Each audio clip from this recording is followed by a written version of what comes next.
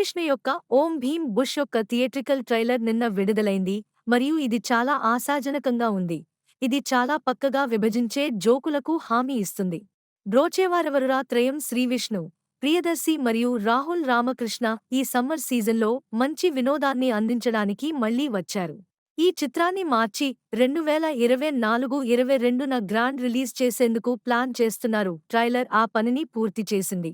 ఎందుకంటే ఇది ప్రేక్షకుల నుండి థమ్స్ అప్ పొందింది మరియు సుమారు 1.3 మిలియన్ల వీక్షణలను సంపాదించింది. ముగ్గురి కామెడీ టైమింగ్ మరియు చమత్కారమైన సన్నివేశాలు ప్రజలలో చర్చకు దారితీశాయి. కామెడీ ఎంటర్టైనర్లను చూడటం ఎల్లప్పుడూ రిఫ్రెష్గా ఉంటుంది మరియు ఆశాజనకమైన స్టార్ తారాగణం, ఆసక్తికరమైన ఆవరణ మరియు వినోదాత్మక ట్రైలర్ ఖచ్చితంగా హైప్ని పెంచుతాయి. సన్నీ ఎంఆర్ స్వరాలు సమకూర్చారు. మరి మేకర్స్ సమాజవర్గమన లాంటి ప్రీమియర్స్ని ఎంచుకుంటారో లేదో చూడాలి. హుషారు ఫేమ్ శ్రీ హర్ష కొనుగంటి దర్శకుడు, ప్రీతి ముకుందన్, అయేషా ఖాన్ కథానాయికలు. ప్రియా వడ్లమాని ఓ పాటలో కనిపించనుండగా పొలిమెర ఫేమ్ కామాక్షి భాస్కర్ల కీలక పాత్రలో నటిస్తున్నారు.